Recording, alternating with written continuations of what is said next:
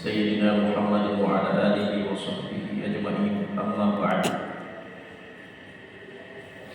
Hadirin jamaah salat subuh yang insyaallah dirahmati dan dimuliakan oleh Allah Subhanahu wa taala. Alhamdulillah kita masih dipertemukan oleh Allah subuh penuh berkah ini. Kemudian kita bersalawat kepada Nabi Muhammad sallallahu alaihi wasallam, Nabi yang senantiasa membimbing umatnya dari jalan yang sesat menuju jalan yang lurus. Insyaallah pengajian kita pada subuh hari ini berkaitan tentang faslun fil wudu, bab tentang wudu.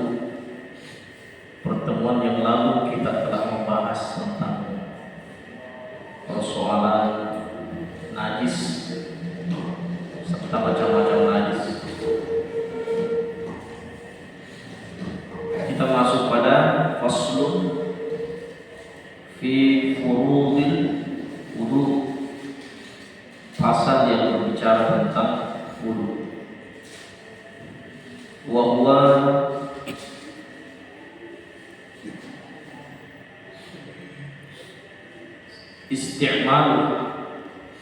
isti'malu ma'in tahurin fi a'dha'i makhsusatin biniyatin. Yang dimaksud dengan wudu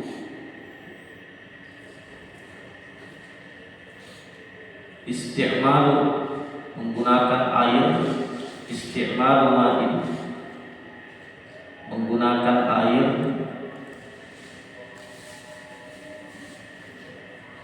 fi a'dha'i makhsusatin biniyatin, yaitu air suci, mensucikan pada anggota tertentu dengan niat. Nah, ini pengertian wudu. Jadi tidak sah berwudu kalau tidak disertai dengan niat. Kemudian furuduhu sittah. Adapun fardu-fardu wudu ada 6. Ya, jadi fardu wudu ada 6. Artinya kalau 6 ini tidak dikerjakan berarti batal wudu. Yang pertama an-niyatu, niat. Jadi sebagaimana yang pernah kita jelaskan bahwa niat itu bahasa hati. Sebenarnya tanpa harus dilafazkan, kalau sudah dibahasakan dalam hati itu sudah niat namanya. Cuma yang diajarkan dulu waktu di sekolah, waktu kita masih kecil, nawaitul wudu'a li raf'il hadatsil asghari fardhan lillahi ta'ala. Itu namanya lafaz niat. Lafaznya niat. Ya, kalau niatnya itu bahasa hati.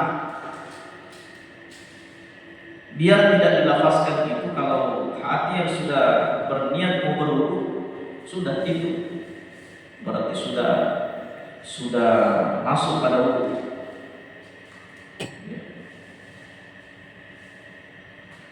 Jadi kalau ada beberapa pendapat itu, kalau pendapat Imam Syafi'i bersamaan dicucinya wajah, di situ kita berniat. Di pas kita ambil air mencuci wajah, di situ kita berniat dalam hati dulu. Tapi mazhab yang lain mengatakan sebelum kita cuci tangan berwudu. Sebelum kita cuci tangan berniat. Mazhab yang lain juga mengatakan sementara cuci tangan berniat memang. Itu tidak jadi masalah. Yang pastinya niat itu berniat. Kemudian fardu yang kedua, ghuslun wajhi. Ya. Di sini Ghuslu itu mencuci, ya, bukan membasuh. Kalau bahasa Arabnya membasuh, masalah.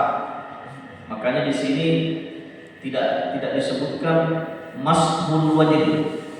Nah, itulah kalau bahasa Arab itu membasuh berarti hanya dibasuh saja, begini. Nah, sementara kalau orang berwudu tidak sewudunya kalau cuma dikasih begini saja. Ini namanya membasuh, bukan mencuci. Makanya di sini bahasa Arabnya ghuslul wajh, mencuci wajah. Mencuci wajah di sini. Nah, ini harus diperhatikan Pak, Ibu. Biasa banyak orang yang tidak sewudunya karena masih ada bagian wajah yang tidak kena. Itulah biasa kalau kita mencuci wajah dalam itu harus dikasih kena semua ini bagian-bagian dalam. Ya. Di mana mulai dari tubuhnya, rambut kepala sampai dagu. Jadi mulai di sini kena. Mulai di sini, kemudian turun sampai ke dagu. Nah, ini harus kena semuanya. Bagaimana yang botak kepalanya? Bagaimana caranya mengukur kalau tidak ada rambutnya? Kita mami yang kita mami saja yang rasakan. Ya, anggaplah orang sudah tidak ada rambutnya bagian depan. Kita saja yang prediksikan bahwa tempat tumbuhnya dulu rambut di sini. Nah, sini harus. Kalau yang panjang campannya, ada juga orang tebal sekali campannya. Kalau yang tebal sekali campannya, ya itu menurut mazhab Syafi'i cukup diusap-usap saja bagian luar. Tapi kalau campan-campan tipis harus digosok-gosok sampai kena air. Ya, begitu juga janggut. Kalau ada yang panjang janggutnya, tebal, ada memang orang yang tebal sekali janggutnya. Yang tebal janggutnya itu yang mungkin sulit untuk dijangkau masuk air. Menurut mazhab Syafi'i tidak perlu dipaksa masuk begitu, cukup saja diusap-usap halus. Tapi kalau janggut tipis, ya kalau ada orang yang tipis-tipis janggut, maka harus diusap, betul-betul diusap sampai ke dalam supaya itu air mengalir. Karena jadi harus kena itu. Mulai dari tempat tumbuhnya rambut sampai ke dagu. Ada biasa yang kadang tidak terkena air di sini bagian di dalam. Makanya kalau orang berwudu itu kadang dia tidak sadari bahwa ada tidak kena air. Mencuci wajah tanpa dia gosok di sini biasa kadang tak kena air. Kita tak sadari. Ya, pokoknya semua yang nampak ini, ya, yang nampak. Jadi kalau di atas itu mulai dari tumbuhnya rambut, kalau di samping, ya ada itu bagian-bagian menonjol ternyata itu di bagian di sini. Ini harus kena ini, turun sampai ke bawah. Nah, dagu, kalau di sini kan sudah masuk nilai namanya, jadi sampai di sini kemudian di sini lagi. Harus kena semua. Illa bi kecuali uzur. Kecuali ada orang yang memang wajahnya tidak bisa kena air, misalnya sakit, ya apa boleh buat. Tapi kalau yang normal harus kena. Itu yang kedua. Yang ketiga, ghuslul yadaini ma'al mirfaqain. Membasuh dua tangan beserta siku. Ya. Termasuk jadi orang berwudu membasuh, jadi membasuh kedua tangan beserta siku. Coba kalau kita perhatikan di dalam Al-Quran itu, wamsahu bi ru'usikum, ya, wamsahu wa aydiyakum ilal marafiq. Jadi orang berwudu, ada orang berwudu biasa begini saja. Padahal sebenarnya itu air diambil kayak di diangkat naik begini, kemudian mulai dari sini turun sampai ke lebih baik lebih daripada kurang. Ya, kalau kurang berarti tidak sah wudu. Jadi makanya kalau berwudu mending kasih lebih. Ya, kalau lebih bagus. Jadi caranya ambil air, diangkat tangan kemudian digosok tuh. Dan bukan cuma ini yang kena, harus kena semua ini air. Ini harus kena semua. Turun sampai situ. Itu sama. Jadi bukan begini. Makanya bahasa Qur'annya itu wa aydiyakum ilal marafiq, tangan sampai siku. Allah tidak bilang wal marafiq ila aydiyakum, siku sampai tangan. Kalau siku sampai tangan berarti dari siku turun ke tangan. Tapi bahasa Qur'annya wa aydiyakum ilal marafiq, tangan sampai siku. Kemudian yang keempat, mashu bi ra'si. Iya, termasuk juga fardu wudu adalah mencuci di sini bukan mencuci, membasuh kepala. Makanya bahasa Arabnya mashu, masaha yamsahu, mashan. Ya, seandainya di sini bahasanya ghuslu ra'si berarti mencuci kepala. Tapi di sini adalah mashu bi ra'si, mengusap sebagian kepala. Kalau dalam mazhab Syafi'i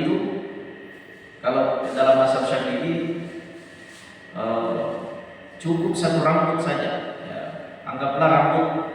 Kalau yang laki-laki, biar kalau ada orang berwudu cukup dia usap sedikit begini, itu sudah sah. Kalau mazhab Syafi'i. Tapi yang lebih afdal itu kalau diusap seluruh kepala.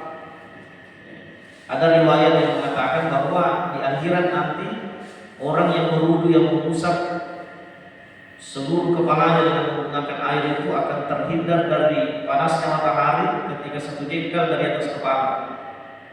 Itu jadi lebih afdal itu kalau mengusap seluruh kepala. Tapi kalau ada orang yang cukup sentuh-sentuh saja rambutnya begini, ya, atau di belakang sini, itu sudah cukup menurut mazhab Syafi'i. Ini perbedaan pendapat ulama. Kalau ditanyakan yang mana yang benar semua. Ya, mazhabnya Imam Malik benar, Imam Hanafi, Imam Hambali, Imam Syafi'i benar. Kalau saya ditanya kita pendapat apa Ustaz? Saya pendapat Imam Syafi'i. Cukup hanya satu kali saja. Bagaimana yang gondrong, yang panjang rambutnya? Ini perempuan, hati-hati yang perempuan jangan sampai salah paham.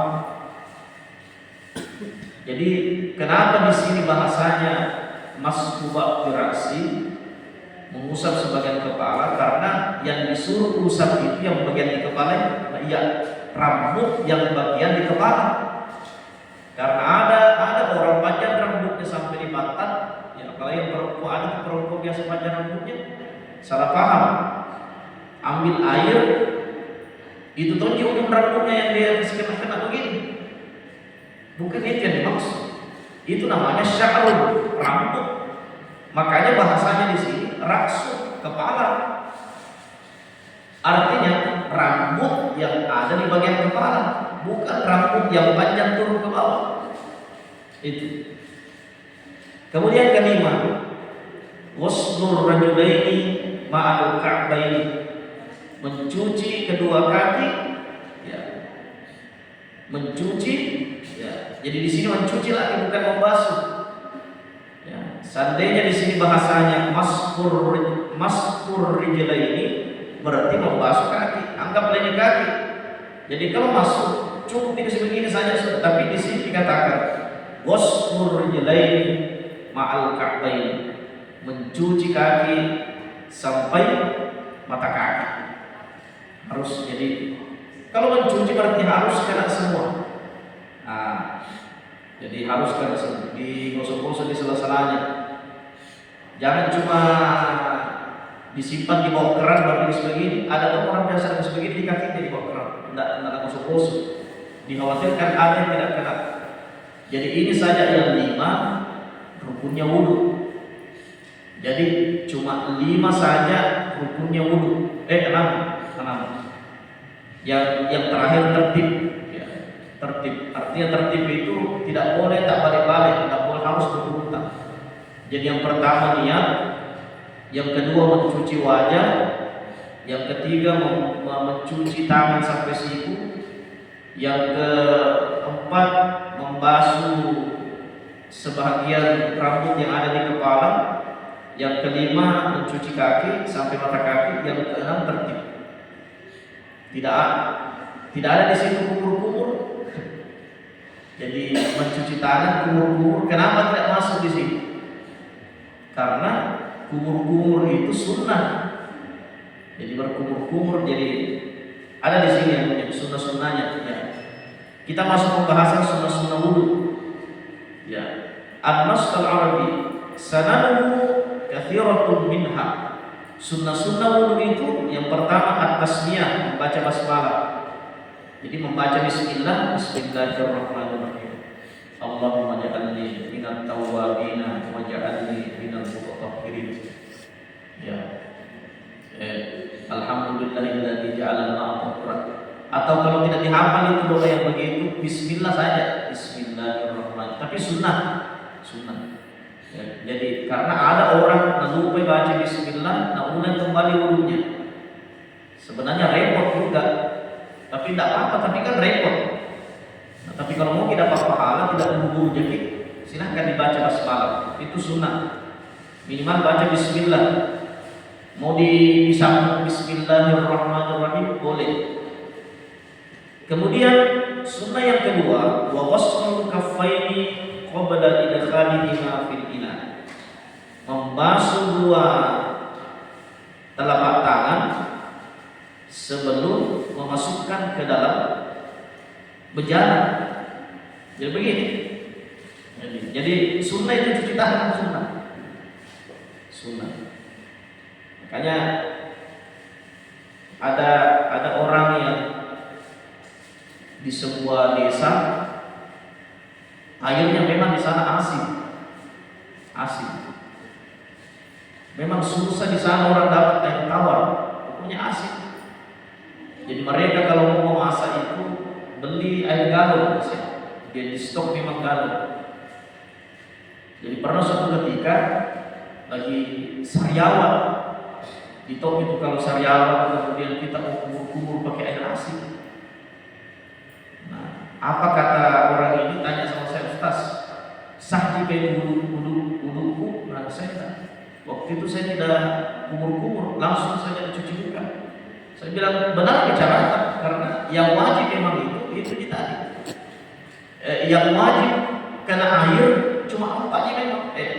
Cuma 4. Mencuci wajah, tangan sampai siku, kemudian rambut yang ada di atas kepala, yang keempat kaki sampai kaki. Ini dia wajib. Nah, bilang jadi tidak apa-apa, tidak kumur-kumur. Saya bilang tidak apa-apa, kan itu sunnah. Oh iya, karena memang sariawannya parah, jadi tidak bisa. Itulah hikmahnya kenapa kumur-kumur itu dijadikan sunnah hukumnya. Sehabis istinsak. Nah, ini biasa kalau bulan Ramadan banyak yang batal puasanya karena berwudu, mau sholat zuhur, asar. Pernah saya lihat ada jamaah begitu. Waktu saya imam tarawih di Papua, ada jamaah saya tegur. Kenapa istinsak?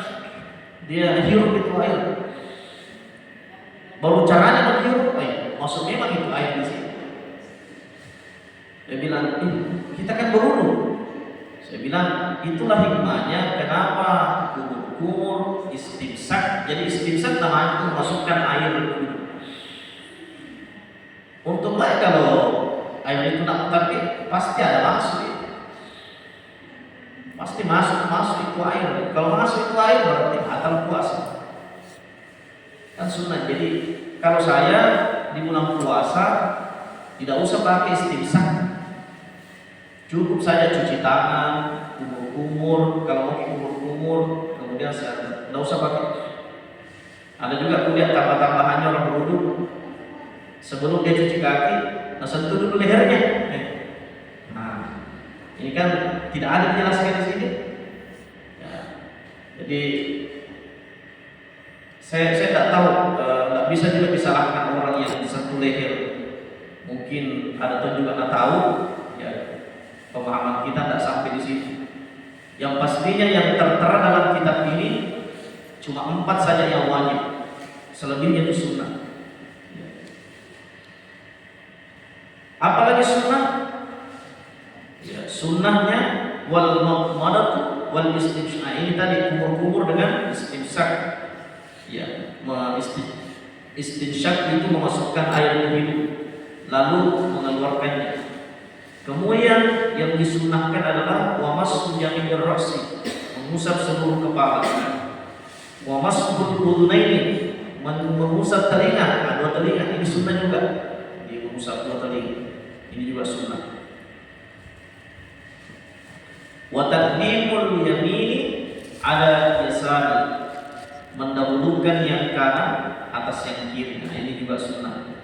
At-takhlifu fil ghusli, mengulang 3 kali basuhan. 1, 2, 3. Sunnah itu 3 kali.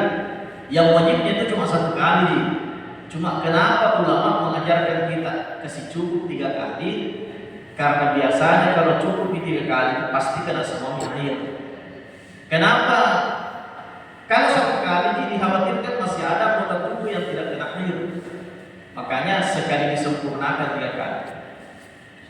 Pasti kalau sudah 3 kali itu diusap pasti kena semua. Al-liwali antuk itu kalau 3 kali diusap dan tidak kena semua tubuh. Tapi yang wajibnya itu adalah 1 saja. Di sini at-takhlifu fil ghusli. Ya. Kemudian kita berbicara tentang makruhnya wudu. Ya.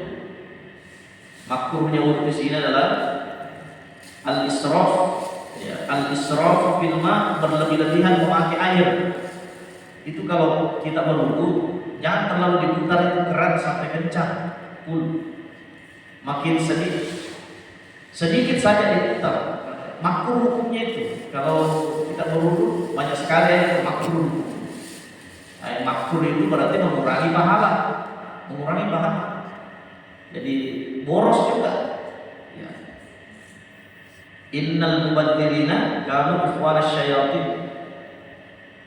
Berlebih-lebihan itu, boros itu bersaudara dengan setan. Ya.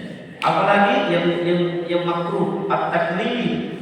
Nah, terlalu sedikit airnya. Jadi tidak boleh juga terlalu banyak, tidak boleh juga terlalu sedikit. Ada memang orang berwudu itu mungkin terlalu hebat gitu. Jadi airnya keluar kasihan sedikit sekali. Tetes-tetesan di kamar yang pensiun. Nah, itu juga makruh.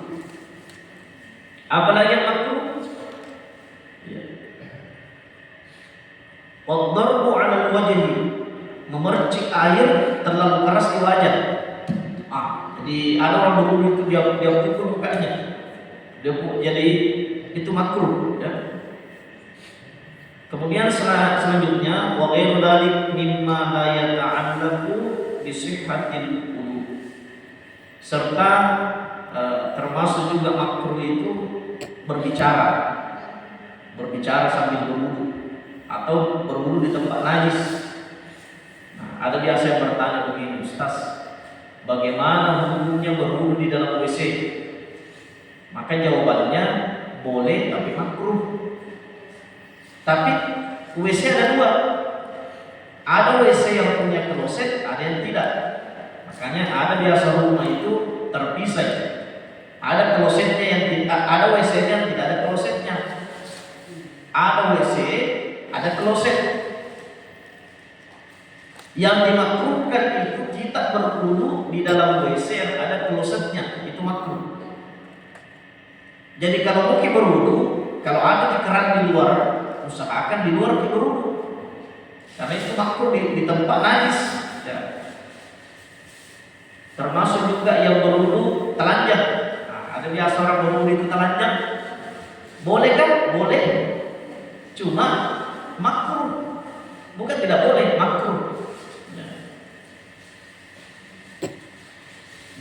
Berbicara. Dari mana kita Nah itu makruh itu. Jadi tidak boleh berbicara. Kenapa dimakruhkan berbicara pada waktu wudu? Dikhawatirkan dilupai tadi, dilupai apa tadi kugosok ini. Siapa tahu sudah ditadi nagosok rambutnya, nagosok lagi. Nah itu. Termasuk juga makruh itu meminta bantuan orang lain untuk menyiramkan wudu tanpa bibayar mundri, tanpa uzur, kecuali sakit. Orang sakit tidak bisa berwudu sendiri, boleh minta tolong sama orang. Nah selanjutnya terakhir adalah yang membatalkan wudu. Wa yaqudul wudu'a umurun. Yang membatalkan wudu yang pertama, khuruju syai'in minas sabil. Keluarnya sesuatu, khuruju syai'in min sabilaini, keluarnya sesuatu dari dua lubang. Jadi lubang depan dengan lubang belakang. Kemudian wasawanul aqli, hilangnya akal. Bisukrin au naumin, apakah hilangnya akalnya itu karena dia mabuk atau tidur? Ya. Nah, kecuali kalau tidur kan biasa itu ada orang kalau Jumat ada tuh biasa orang tidur sandar-sandar di tembok. Kalau hari Jumat, bagaimana statusnya? Bahkan saya pernah lihat jamaah itu sandar di tembok, mangurung. Nah, begini, kalau ada orang tidur sementara dengar ceramah, apalagi biasa Jumat itu, wudunya tidak batal kalau tidak terangkai pantatnya. Saya ulang, wudunya tidak batal kalau pantatnya tidak terangkat. Contoh, jadi dia sandar-sandar tembok, biar nyenyak tidurnya sampai keluar bebeknya, ngorok. Apakah batal wudunya? Selama pantatnya tetap rapat, insya Allah tidak batal wudunya. Itu menurut penjelasan fikih. Tapi biar setengah tidur, kalau sudah terangkat di pantatnya begini, jatuh aja sudah batal wudunya. Keluar tidur dulu. Kenapa? Apa hikmahnya? Karena kalau pantatnya masih rapat, siapa tahu ada angin yang mau keluar tadi di bawah, tidak bisa keluar karena tertahan. Begitu dia jatuh, terangkat di pantatnya, itu tadi angin yang mau keluar nih. Begitu maksudnya. Jadi tidurnya orang yang mendengarkan ceramah atau hari Jumat biasa, selama tidak bergerak pantatnya, maka tidak membatalkan wudunya. Kemudian ini yang sering diperdebatkan, wala nasur rajulil mar'ah ajnabiyah bila haid, bersentuhan laki-laki dengan perempuan. Tapi ini ada empat pendapat. Menurut Imam Syafi'i, laki-laki dengan perempuan bersentuhan setelah berwudu batal wudunya. Suami istri juga begitu, batal wudunya. Tapi menurut mazhab yang lain, Maliki, Hambali, Hanafi, kalau Maliki nanti batal kalau ada syahwat, ya, itu Maliki dengan Hambali. Tapi Imam Abu Hanifah nanti batal kalau berhubungan badan. Tapi Imam Syafi'i berhubungan, ada nafsu tidak adanya nafsu tetap batal. Kita pahami yang mana kita mau ikuti. Kalau saya tetap ikut pendapatnya Imam Syafi'i. Nah, bagaimana di Masjidil Haram di Mekah? Orang padat itu, banyaknya orang.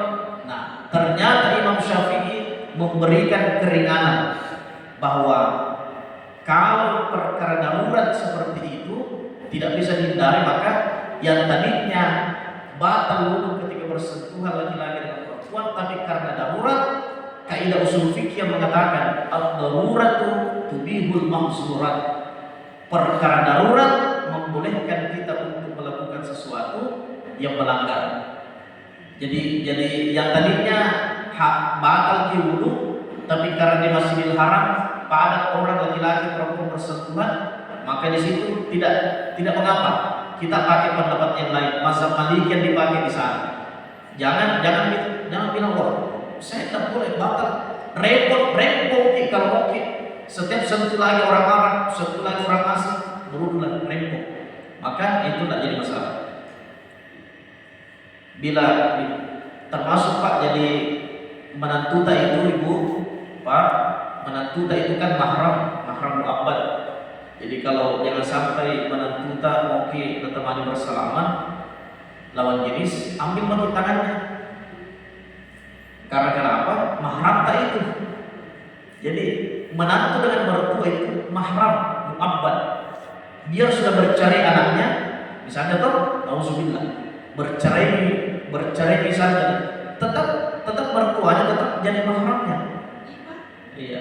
Kalau ipar tidak, mertua aja. Ya. Karena mertua saya itu saya kasih tahu. Karena pernah dia sudah saya mau berangkat, saya mau selamat dan bilang, kurang aja nih kira-kira. Dia mereka saya bilang tidak apa-apa karena ini si bayi sudah mahram namanya, mahram mu'abbad, mahram selamanya. Ya, na'udzubillah, meskipun anaknya sudah bercerai dengan menantunya, tetap dia jadi mahram. Itulah namanya mertua. Nah, kalau sepupu bukan mahram. Ya, jadi kalau saudara kandung, ya itu mahram. Kalau suami istri ya tidak boleh, karena sebenarnya dulunya bukan mahram ya, dalam hal ini. Kemudian yang terakhir, wa massul farji bi mabnil kaffi, menyentuh kemaluan. Ini biasa juga. Jadi yang membatalkan wudu itu menyentuh dua, yang di depan dengan yang di belakang. Tapi dengan yang disentuh itu tangan bagian di dalam telapak tangan. Kalau ujung-ujungnya ini yang sentuh tidak jadi masalah. Tapi kalau sudah menyentuh maka batal wudu. Hati-hati ibu-ibu, siapa tahu ada cucuta yang masih bayi atau cucuta yang sudah balita sudah berwudu. Nah, tidak ada orang tuanya, sudah di PAB. Kita yang cebok berwudu lagi karena otomatis disentuh yang punya, disentuh kemaluannya. Ya, biar kemaluan kita sendiri, bukan cuma kemaluannya orang, kemaluan kita sendiri. Jadi saya biasa lihat orang sholat di masjid itu, nah kasih masuk itu tangannya udah garuk-garuk, tidak sampai batal mulutnya ini. Untung baik itu kalau yang dia garuk itu pakai pelapis nih. Tapi kalau tidak pakai pelapis, nah kasih masuk itu kan garuk terus batal itu. Dubur juga di belakang tidak boleh disentuh dengan telapak tangan. Tapi kalau ini boleh. Sama itu kalau memandikan mayat, otomatis yang bertugas di bagian di bawah itu batal wudunya karena dia sentuh alat kelaminnya mayat yang dimandikan. Ya. Saya kira ini saja pembahasan tentang wudu, mulai dari fardhu wudu, kemudian sunnah-sunnahnya, kemudian yang membatalkan wudu. Insyaallah pertemuan berikutnya kita membahas tentang mandi. Istinja itu buang air, ya, berak atau buang air besar buat cuci. Sampai di sini ada pertanyaan?